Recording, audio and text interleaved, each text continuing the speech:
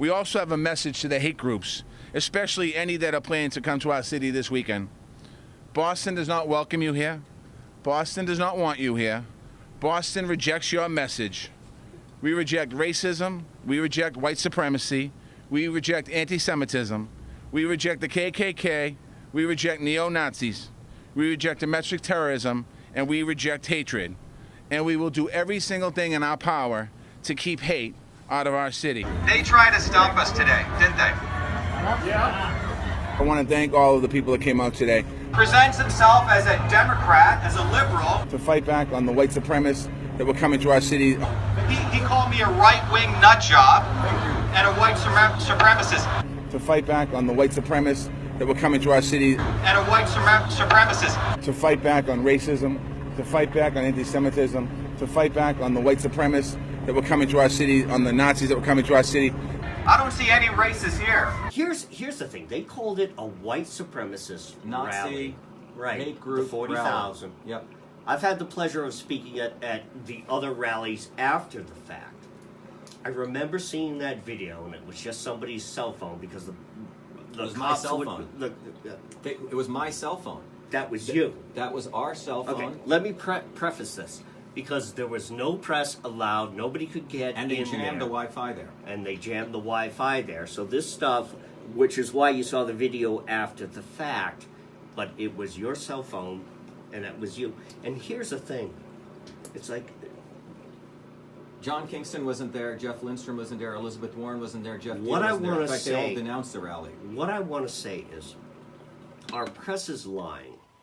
None of these other people are actually standing up for it. I'm talking about some of the other people in the campaign are standing up and pointing out this very obvious fact that here in Massachusetts, the cradle of liberty, this is the place where the war started, that nobody running is going to that, I'm going to use the word ultra-conservative right. But I preface, folks, I mean that in a certain way, that this is what our country was founded upon. Freedom of speech, the ability to say what you want, be what you want, do what you want. Yes, you can disagree. Please do so. But this phalanx that happened to you guys out there, and I'm gonna pull the race card here, and then you show up. The Indian guy. Not only that, if you look the Indian guy shows up, and it's, oh, this is a white nationalist Nazi thing, and this Indian Shiva guy shows up. It's like, talk about a slap in the face of these leftists. I mean, talk about a coup right there. That was perfect. It was not only a coup, but what's interesting is how the right and the left, when I mean the right and the left establishment, reacted. Because, you know, the Mass GOP was very threatened by my election.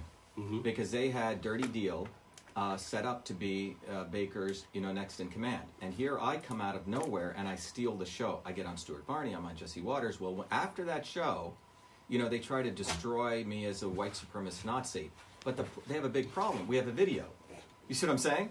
They got a video. Not only that, Chris, I think I left my swastika in the closet. Exactly. I left. Yeah. By the way, it's a Hindu symbol. Hello, America. Study your history. Right. So what's interesting is when that took place in March of 2017, I was asked by a bunch of students to come speak. I speak pretty well. I'm pretty articulate.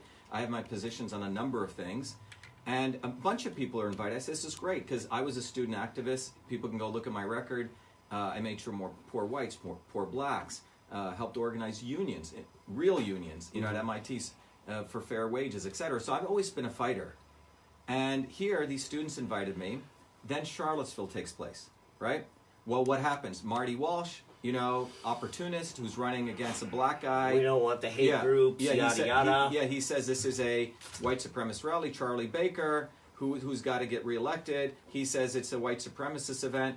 Every person fell in line, including the Massachusetts State Legislature passes a proclamation saying, we got to stop these white supremacists, okay?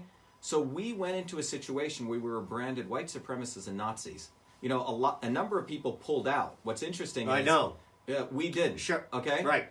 The so-called real fighters, pulled out. We still went. It was 40 of us against 40,000 people. It was like Braveheart. You know, Michelle over here was there. You know, a woman. Okay, and if you look at the picture, it's blacks, whites, Chinese. You know, left, right. People want cannabis. Joe Biggs, me, everyone. I was a keynote speaker. So we said, shit, let's just get up and just do this. Yeah. We start we're trying to do tweeting out. We couldn't, so we filmed that video. And what I have a banner that says Black Lives Do Matter. My issue is, yeah, so what? They do matter. Let's move on. Of course they matter. You know, I have another sign which says, to hell with Monsanto. I have another sign which says real jobs. Because my view is that we got to build a coalition against the establishment. And the establishment tries to pit for far too long. It's got one against the other. Yeah, it's got... Which is why there was 40,000 there. Yeah, it's got, not so obvious establishment people like Howie Carr, who basically takes advantage of poor white blue collar and wants to sell his books, telling blacks are bad. And then it's got the Boston Globe telling whites are bad. And so what you have is you have race war, you have $8 net worth of a black person, and you have poor whites in this country have been absolutely devastated by both of these guys. They all make money off of it. They never want to solve the fundamental problem, which is the establishment. And that's what I've dealt with all my life. So when you ask me what I'll do, you got to understand, when I was invited back to India on a Fulbright for 1 year, I exposed the Indian government. In India, I had to leave under death threats. You know, I'm the guy who put my ass on the line and exposed Monsanto. I don't have to do this stuff. But what I am is I hold my loyalty to my high school teachers, to my high school coaches, to those working people in New Jersey. You know, those are my allies. So I've already made it, Chris. I mean, how much more money do we need? Elizabeth Warren's got a $10 million home, $350K from Harvard, and then she also takes $180K salary as a Senate. Exactly. These people are greedy people, and they have the gall to say they stand for working people. Complete hypocrites. They're not fighters. They're not Americans. Your parents came here to this country. They came legally. With nothing, $75 Absolutely. Legally. They had to submit their resumes. Right. I'm getting all I'm this getting stuff. to So a when I point see here. this stuff attacking Trump, what the hell is going on? The guy is part of the executive branch, which does enforcement. Congress hasn't done its. People don't know civics. Sure. And all these people, we got to feel sad. Yeah, you feel sad, but let me tell you, these people that you feel sad for, they're being taken advantage of by the same liberals. Well, they're who run being Wall used. Street. Right, Yeah, the whole because thing's if you being look at used. the P&L statement... Hang on. Yeah. There was just a thing, I was just online with somebody who does a show at ICN, WICN here in Worcester.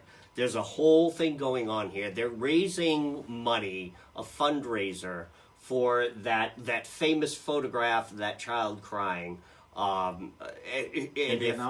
Listen, I listened to the NPR report. Believe it or not, folks, NPR. This is an actual fact. The photographer who was there, who took that picture, was on NPR. And the photographer actually said live on air in the interview, yeah, the mother, after she was done being searched, she picked up the child, and they all went off to the detention center together. That's it.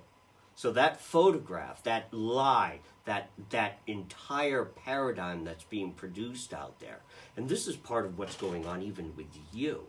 And this is what's going on. I want to get back to what I said about your parents. Your parents came here legally. The crap they probably had to go through to get here. We were separated from my father for a year. Hang on. Yeah. But your first... So were you born in India? I was born in India. You're talking to an immigrant. So there You're you talking go. to an immigrant Exactly. right here. This is not theory to me. You know, my father came here first, and he had to submit his resumes. Right, then you got then separated. we had to wait. We didn't call it illegal. We didn't call it bad. We waited in line.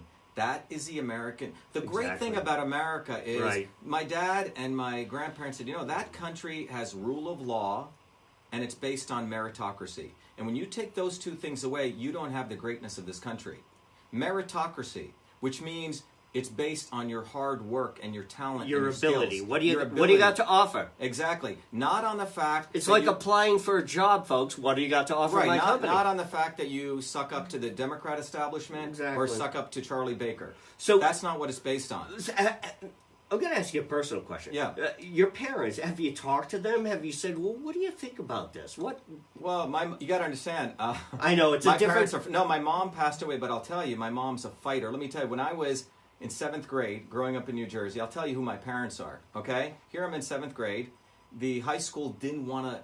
I was not only a really good student, but you're talking about a great baseball player, too. I could have been pro, okay? So when I was in high school... The teachers they've never seen an Indian kid, right? My last year I went to an all Jewish high school. And I gotta hear this and story. nothing against Jewish people, but Jewish people are brought up with this myth they're the chosen people of God, they're the best everywhere, right? They, 4,000 kids. Me and my sister were only the 2 kids. Well, I was acing everyone, so they didn't want to allow me to take a chemistry exam because it was who would be the best chemistry student. You know what my mom and dad did? They'd come home from working hard, 6 p.m. They walk into that high school and they rip apart the high school saying, "You don't want our son to participate?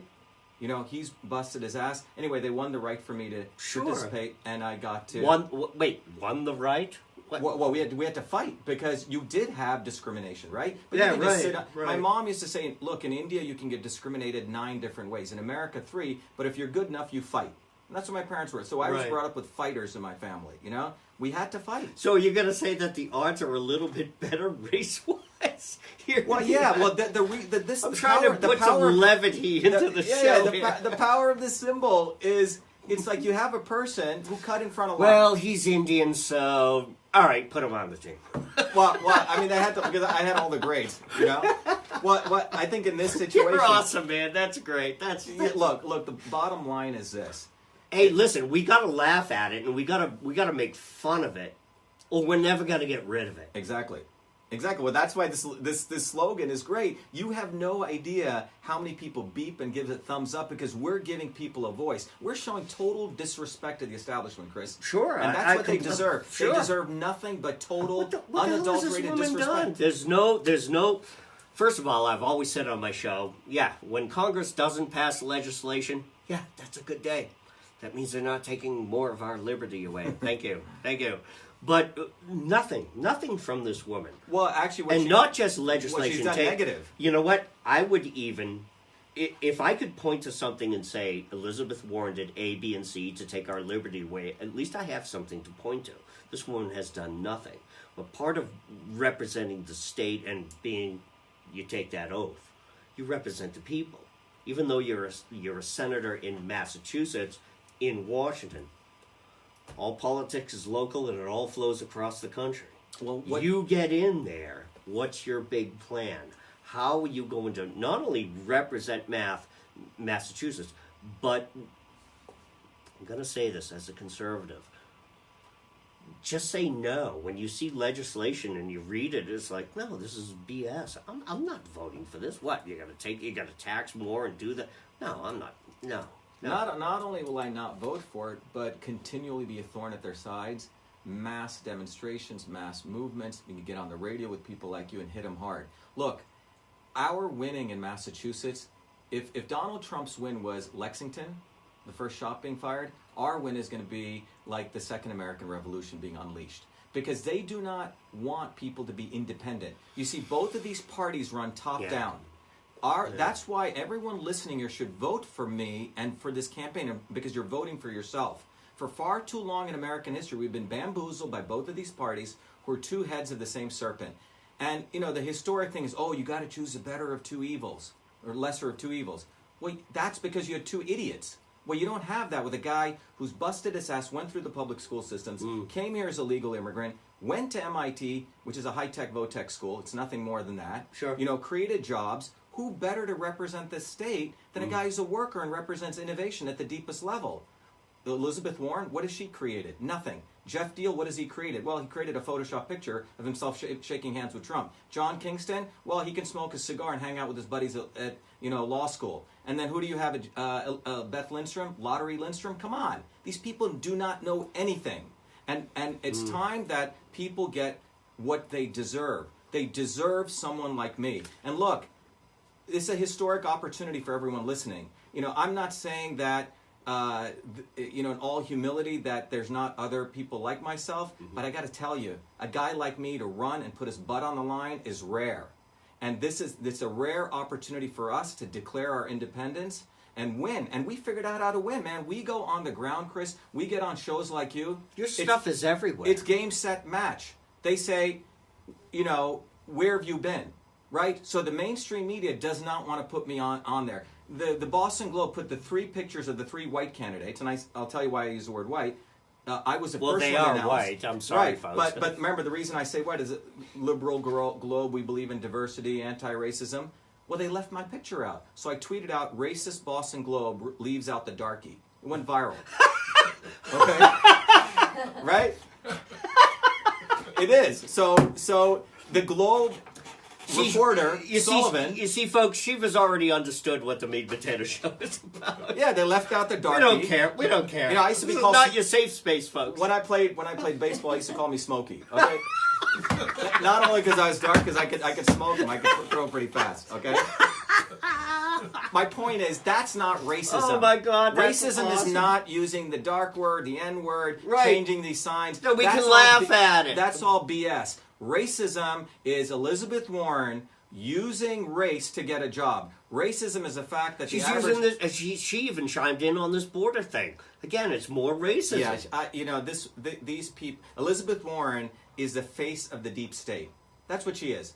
She voted for more increased military funding. She voted to bomb Syria. She was against North Korea and South Korea coming together. Right. That's the military part. But she'll be the first to take away veterans, Right, so veterans. Thanks. She's sitting there at Harvard, which is essentially Wall Street, a $40 billion hedge fund, acting like it's some big, university. It's not. It's a fake university. That's what Harvard University fundamentally is. It's basically a fake university. And you heard it, I'll say it again. It's a fake university. It's a $40 billion hedge fund. They take tuitions, Right. They take donor money. You can buy a professorship You there. just said earlier in the interview, there's all these major corporations in a circle right around them. And they're all related. I'm telling everyone, you want to know where the deep state is? Come with me to Kendall Square and Harvard Square. That's the location of the deep state. Sure. And that's the sewer, the utter sewer. And let me tell you, for people in Worcester and people in Springfield, people here, these people do not care about you, because they're making trillions of dollars from getting funding to their buddies in that deep state. Right. That they don't care about the kids that are supposedly Exactly. being detained. Right. Right. Exactly. It's all fiction. What they care about is supporting big pharma, big biotech, because that little 1 mile radius around MIT and Harvard is what feeds them. Years ago, we could have watched the news, read the newspaper, and know in our minds that, well, I need to look a little more into this. Or maybe it's not the entire story. This is why some smart people would get, back in the day, I'm talking about several newspapers and do whatever they did, watch different television shows at the time. Today we have this mass media where we can get any information we want, but it is all controlled. So now all we're getting is a false narrative. Despite the multiple It's manufactured channels, narrative. It's gotten to the point where the media isn't afraid. They're not afraid to lie. They just lie. They know they're lying to us. We know they're lying to us. And then they go on and lie. And that's just kind of what we got here. Well, listen, this has been going on for a long time. What was great that Trump But did, it's worse now. I Right. mean, it is in your face, full flank, 365. I 24 would hours. argue that it's good now because the term fake news has become popular.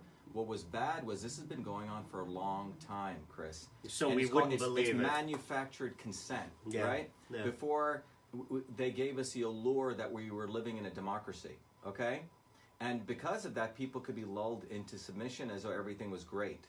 The reality is this has been going on for a long, long, long time. Look, it's a reason when Eisenhower said, in his farewell speech, he said, beware of the military-industrial complex, and Fulbright said, beware of the military-industrial academic complex, right? This has been going on for a long time, but they were very clever and sophisticated out of it. But when you had a guy like Trump come out there, called him fake news, fake news, fake news, now it's in the vocabulary right. and in the ether of everywhere. That's the greatness of what he did for everyone. He basically spat on these guys that deserved to be spat on before they had the New York Times. I mean, remember when we were in high school?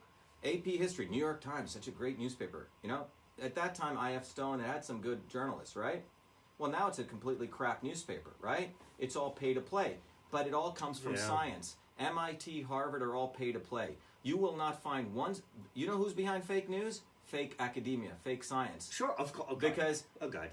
and I know. So this is the insider game that I know really well how these guys run.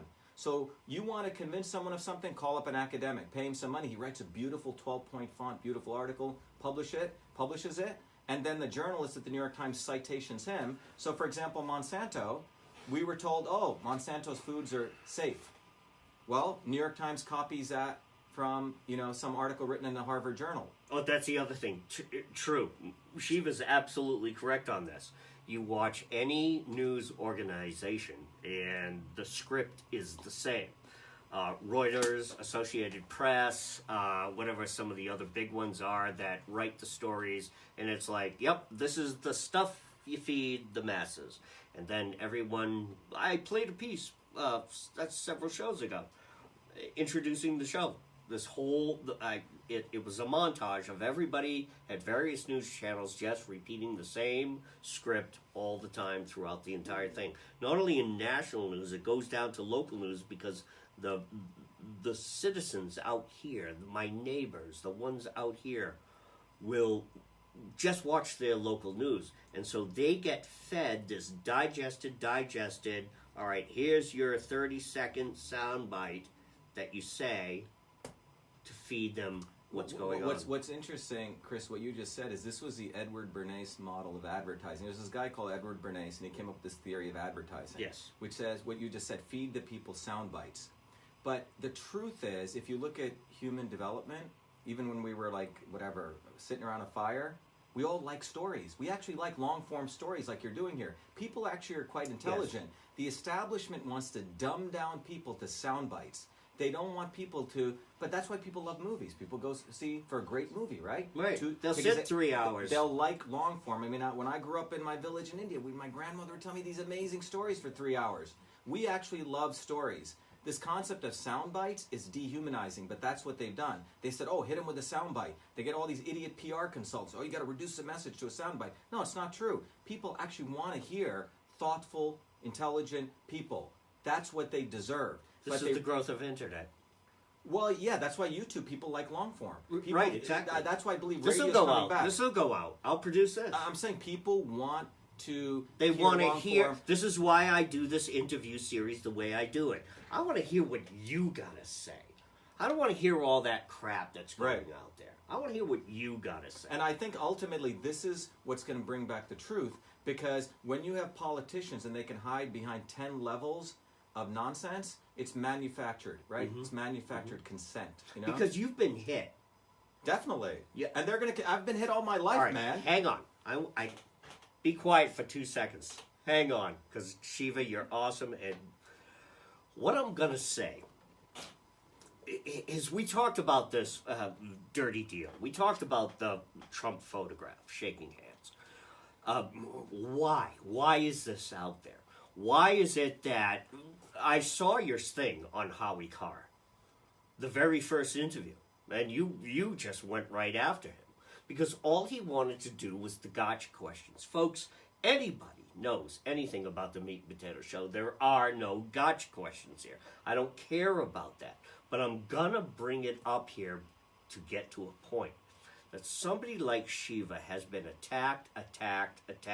Everything he says, oh, he's too extreme, he's this. Oh, did you hear what he said the other day? Oh, that, did you see that video? Wait a minute, folks. Seems I remember a presidential election where somebody was also called out on that. Now he's president. How do you fight this? How do you keep your composure? It must piss you off. You're on my show. Say it.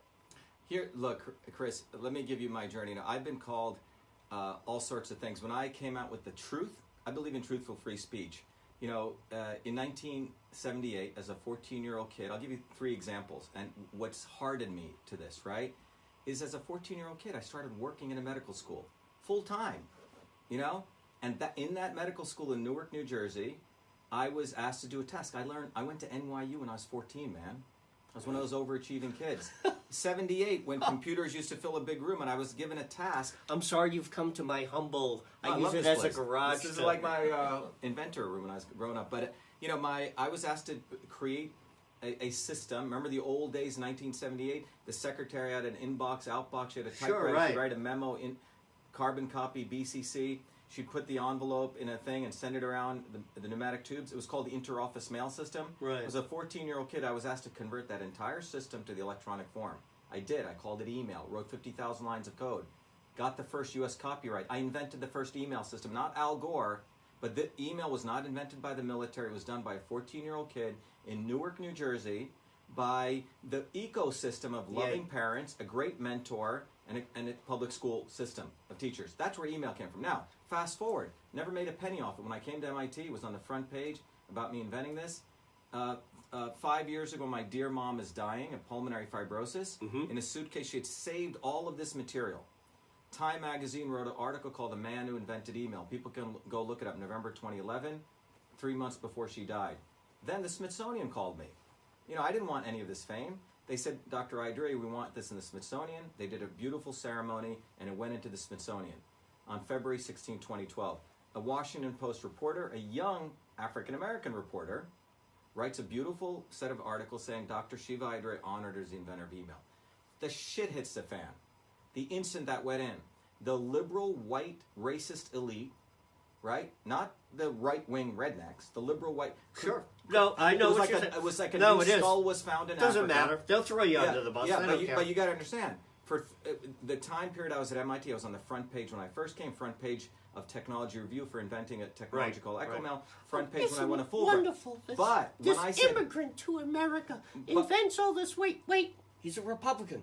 And he's running for office. Exactly. Oh, throw him under the bus. Right. He's not willing to be a House N. You know. He's a. But that's it. Though. Exactly. Can I use the N word? Go. Look, I wasn't willing to be a house nigger. Okay. Sure. And this is a fundamental issue because we're all niggers on a white liberal deep state reservation. We are. That's what we are. Oh, so they don't want you to use the nigger word. Because the reason they don't want to use that word is because they want to shove under the fact that they're the real racists. You know, so I can use that word because I've been called that, but I don't consider that racism. I was called Smokey, I was called nigger, I was called all these names.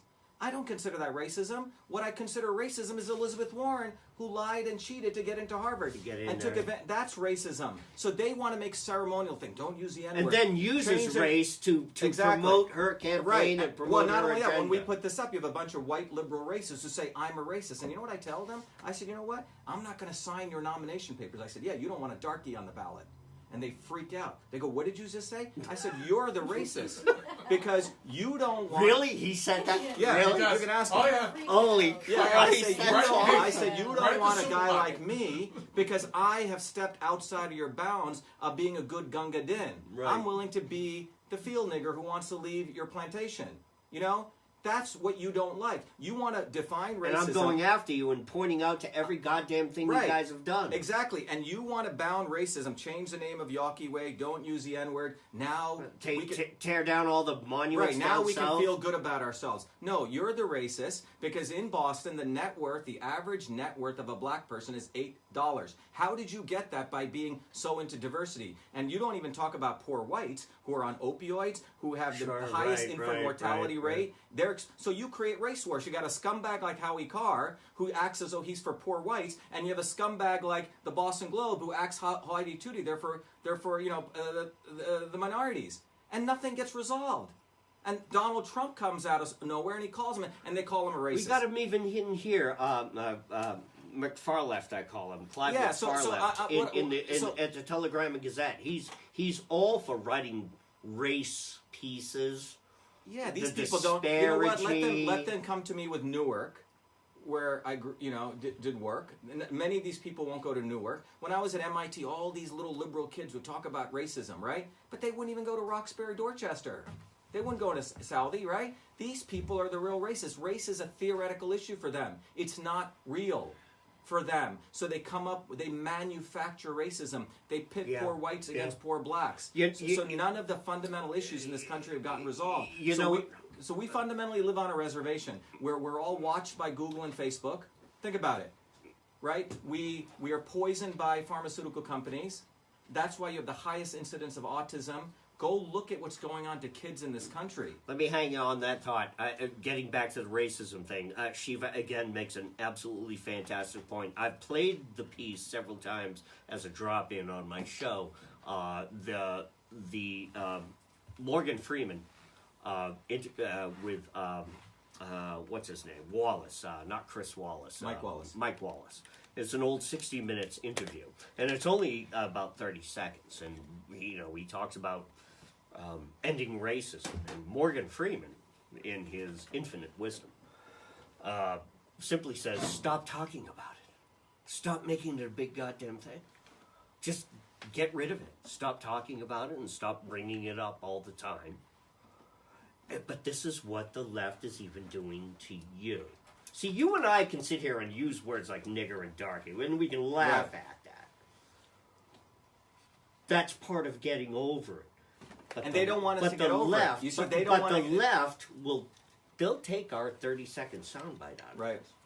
And they'll say, "Oh, Shiva, racist. Oh, that Chris Mader guy on Meat and Potatoes is racist because we use this word." And they don't understand. They always want to try to compartmentalize you, your race, your organization, whatever it is you're doing, instead of looking at you, which is what the left is supposed to be doing. Well, the Department of Education of California can use the nigger word because they ruled in a court ruling that it's okay to use that word when it's used in Huck Finn. Okay? So they can use it, but we can't. Okay? So they can put it in. So they define the bounds of when it's useful for them. But the fundamental issue is we have not even begun to discuss race in this country because it's owned by Harvard University and a bunch of quacks over there who are the real white liberal racists. Right. You see, Malcolm X, big hero of mine. Big hero of mine. Sure. Malcolm, towards the end of his life, broke from black nationalism, cultural nationalism to be specific. He was still a black progressive nationalist. But he said, ultimately, he goes, "I believe there will ultimately be a clash between the oppressed and those who do the oppressing, but it will not be based on the color of the skin." 2 months later, he's shot. Because that's when he became dangerous. You see, as long as you talk about, how the white people have been attacked, Howie Carr, and as long as you talk about how the black people have been oppressed, Boston Globe, the establishment loves you. Right. They love you. Right. Keep the paradigm going. Keep the paradigm. But when you have a guy like me, I'm dangerous. Right? I'm the really dangerous guy because I'm going to bring Americans together. This is why Dinesh D'Souza went to jail. Hello? Right. But the reality is we're one people. We're Americans. We're freaking Americans who believe in free speech. We believe in working freaking hard. We believe in excellence. We believe in meritocracy. That's what this country is built on. Sure, it wasn't built on scumbag politicians just because they suck ass to Charlie Baker, they get to run.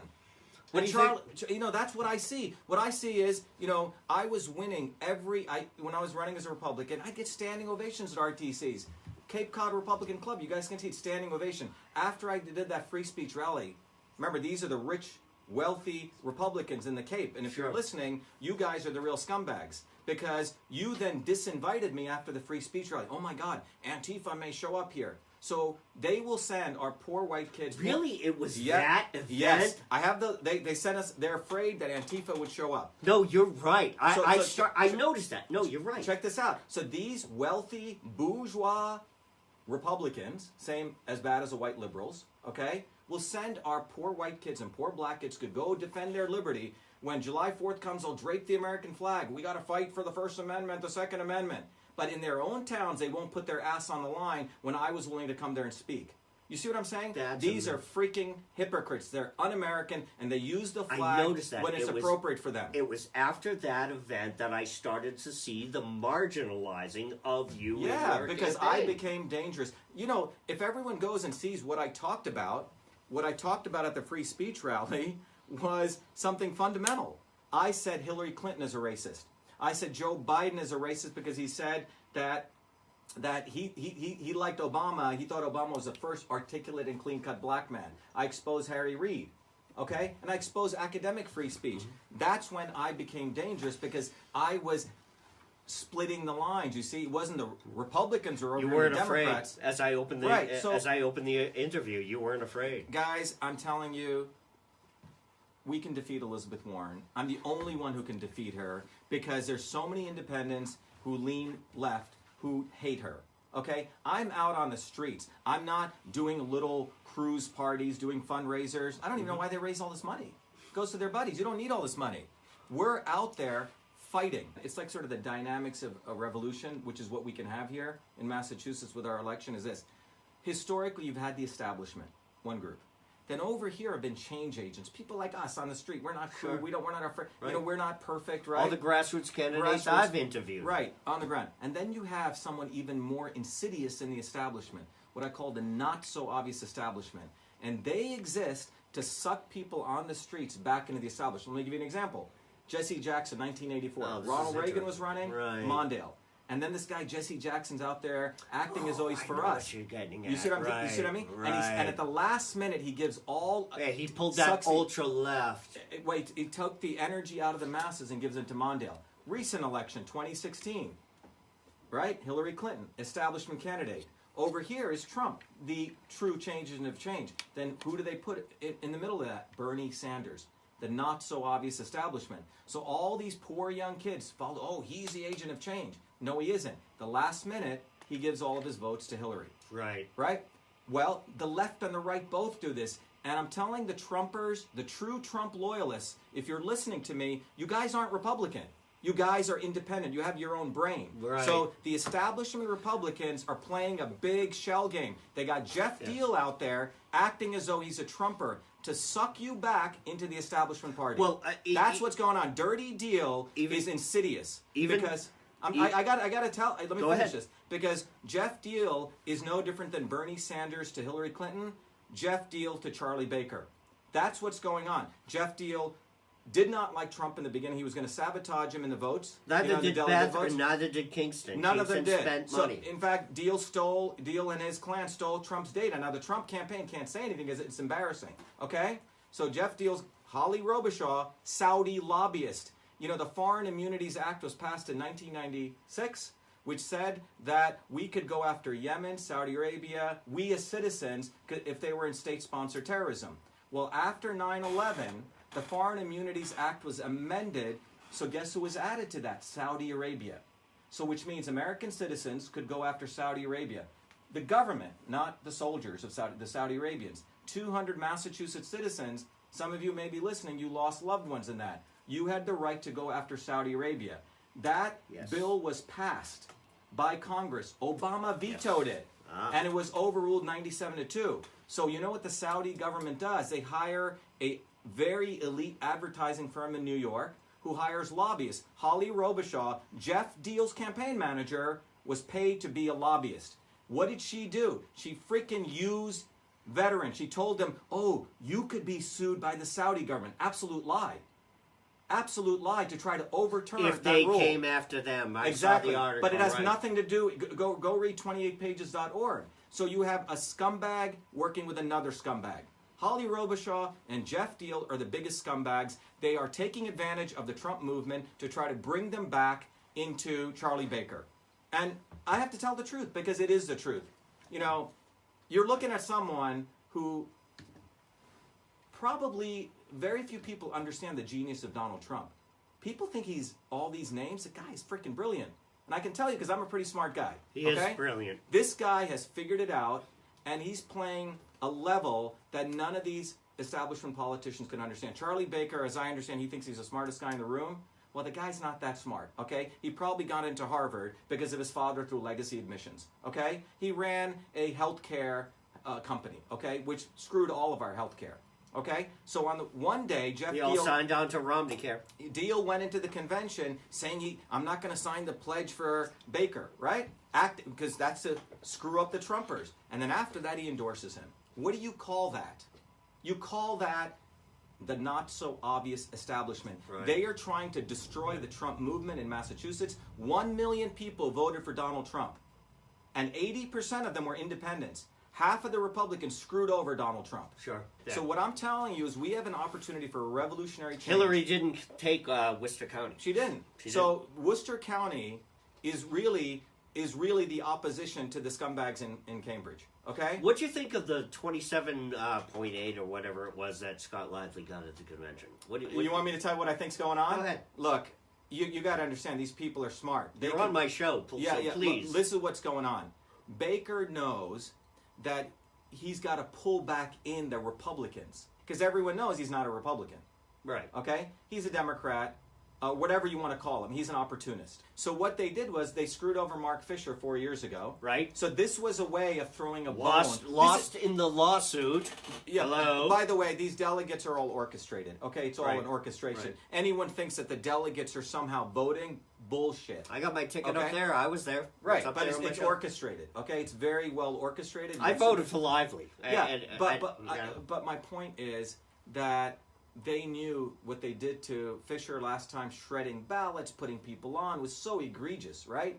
So this time it's like a charade. Okay, we'll let this guy in the ballot, you know? We'll put him on. This happened top down. This didn't happen. Nothing happens in the Mass GOP without Charlie Baker and Ron Kaufman and Kirsten Hughes, okay? That's the mafia that runs the Mass GOP. Figuring it out. They figured it out. These people aren't stupid. They're not going to let Lively get on. They put him on. But, the night of the election, Yeah. the night we all cast our votes, what happened? I wasn't there. What happened? He got 27. They didn't expect that. Right. They didn't expect it, but what I'm trying to say is they could have deterred it. And what I'm saying is they need to re-legitimize the Republican Party in the state because it's an irrelevant party. It's a bogus party. What is it? What is a Republican Party about? Yeah, it's not. Right, When I talked to Ron Kaufman, when I was running as a Republican, he's out in his home somewhere. He goes, Shiva, don't say anything against Democrats. Quote unquote. So you tell me what the Republican Party here is. Who told you that again? Ron Kaufman. Give me a break. Yes. You come on Quote my unquote. show? What? Wait, to come on my show? No. Or just when in I was general? running as a Republican, it says Okay. never say anything against Democrats. You got to understand, it's a power-sharing agreement. In the midterm election, there's a reason they have the governor's race in the midterm, because they know a lot of Democrats won't come out. So the goal is they power share with so Warren gets to be senator. Wow. Look at the selfie Baker's taken, with the Warren. Come on, these guys are in collusion. People wake up. You have a chance. You have an alternative. Okay, you don't need to vote. This is amazing. That's what's going on, and that's why us winning is going to be a revolution. We thought Trump was a big thing. I'm telling you, an independent winning, a real American, a real Indian in Massachusetts is going to inspire other working people to get involved. And you know what? The technology we've built, we're going to share with everyone. The infrastructure I put together, I don't know if you know, the technology I built was used by the George Bush campaign to win.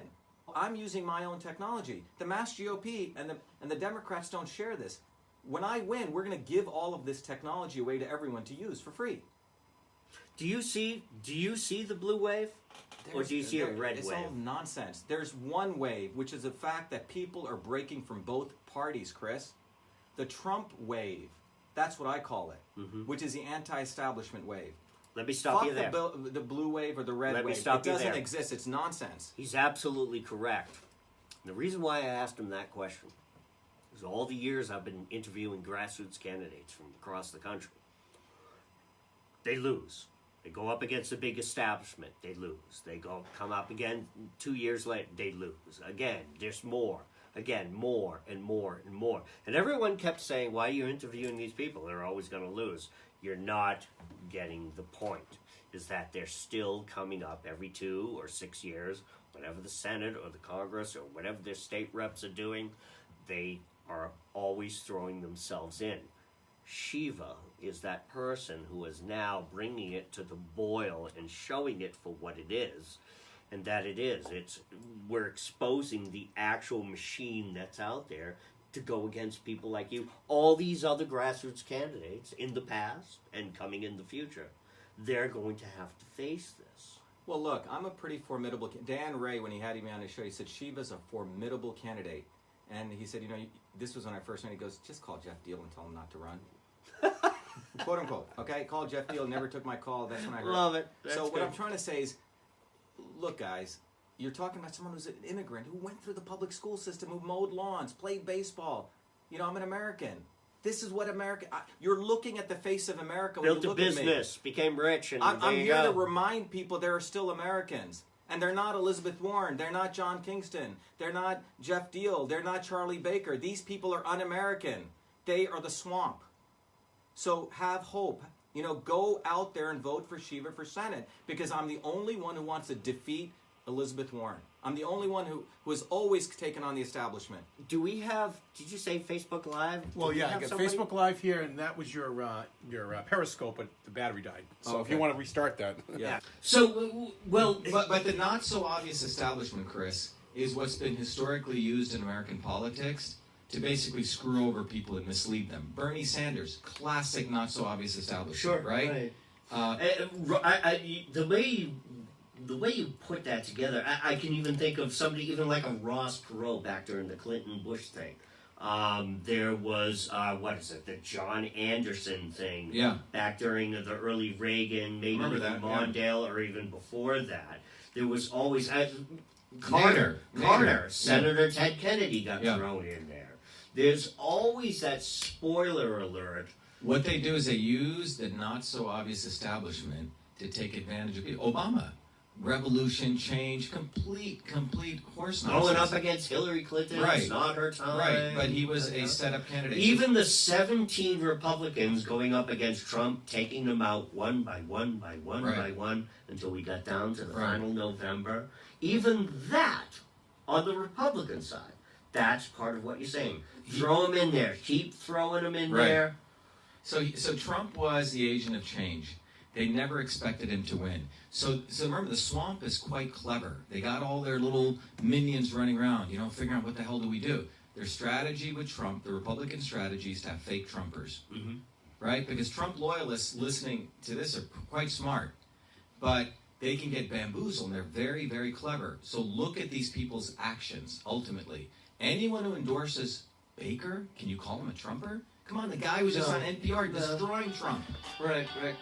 Right? So look at the actions. Don't make excuses for people anymore. People deserve better, Chris. People need to raise their standards. What we've done is we've lowered the standards of Americans that we have to accept the lesser of two evils. you should tell the story about hijacking the delegates. There you go. Yeah.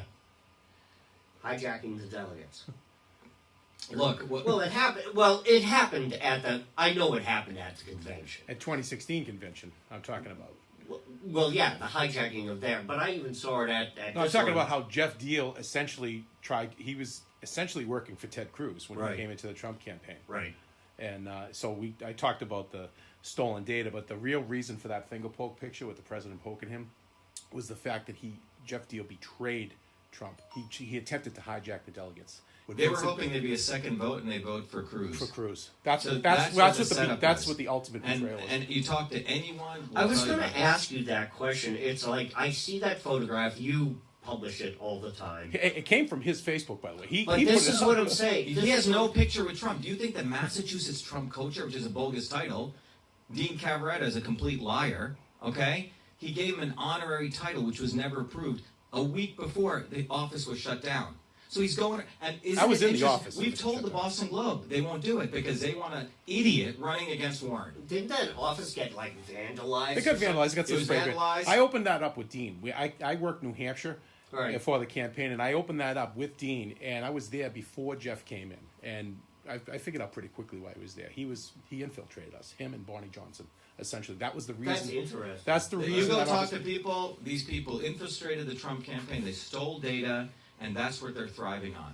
And the Trump There was only campaign one cannot. chair. Look, if someone stole data from my campaign, I'd be embarrassed to talk about it. Okay, that's why they're not going after him. That's why. Look, he's got 20 pictures with the Trump family. Sure. Where is Jeff Deal's pictures if he's so close? Interesting. Saudi lobbyist runs his campaign. That's interesting. Endorse Baker. He's not a Trumper, everyone. And where are the other two? Beth and Kingston. I like Kingston and Lindstrom because they're never Trumpers. Okay, that's easy. Right. Deal is a fake Trumper. He's the insidious snake, the serpent in down there. Okay? Right. And if you want to look at a real Trumper, you're looking at Shiva Ayyadurai. The Republican Party doesn't want real Trumpers. Because we're actually passionate. We actually want to win. This guy wants the deal that was struck, as we know from the insiders, is Deal would get to be lieutenant governor. He was going to run against Baker. No, Jeff, you don't do that. I'll support you. Act like I'm against you, for you, blah, blah, blah. Mm-hmm. That's what they're doing now. You got to remember, guys, this is all an insider trading game. They think 3 steps ahead. Like you said, the media, Democrats and Republicans all work together. Yeah. So the only way you get the truth is by looking at people's actions. I went out there and put my ass on the line at the free speech rally. I go after Monsanto. I go after the city of Cambridge When my attorney's like, oh, don't do that. You could get in trouble. The city could come and bother your building. I said, screw that, right? Because they could harass me. That most people walk away. Well, it's all about tolerance and understanding. In Cambridge, Right. all run by Democrats, right? Exactly. I think the key part, Chris, is our campaign is fundamentally about the fact that, the American worker, black and white, has been devastated. Yes, there's jobs, but the wages have been absolutely flat. Why? Well, first, both sides are behind the illegal immigration issue. They both profited from it. Wall Street is, frankly, high because they exploit immigrant labor. Let's talk about it. That's what they do. Second is, in Massachusetts, we don't have enough skilled labor. For Hang on 2 seconds. every 17 skilled high-tech job openings, only one person is skilled, supposedly the mecca of education. Why? Because I don't know if Charlie Baker has any skills. I don't know if Elizabeth Warren has any skills. I don't know if John Kingston has any skills. I don't know if Jeff Deal does. I think he sold signs. She probably knows how to twirl the lottery wheel, right? Right.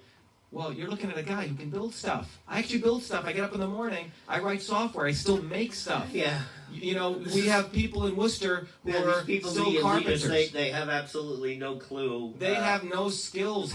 Without skills, you need all this stuff. You need consultants to tell you what the healthcare system is. Look, let me tell you. So these people have no skills. They're not. So that's why they created a skillless state right now. Right? We don't have enough skills. You have the worst opioid epidemic in Massachusetts, 3 times the national average. 3 times. Yeah. Right? So what? And we have the worst infrastructure. So you tell me. And by the way, Massachusetts got an F on public integrity. Oh, so and some of the getting back to the opioid thing, we have some of the individual companies who have cured opioids without Narcan. Well, I'm sure Shiva knows the big money that's involved in that one. Yeah, well, we have a guy on these people were shut down. These I don't know if you know Dr. Kishore, if you've interviewed him. Oh, wow, Dr. Kishore, yes, he's been on the show, and yes, I see him many times. Yeah, here you have a guy who actually helped 250,000 patients over 20 years, figured Cured out a it. way to detox in the home. Martha Coakley throws him in jail for 8 months. There you Okay? go. The swamp economy doesn't want to solve opioid. I'll say it again. Swamp economy does not want to solve They don't opioid. want to solve anything. Because they it make runs money. counter to what it just keeps the crisis going. Well, they make money off it. Look at Romney.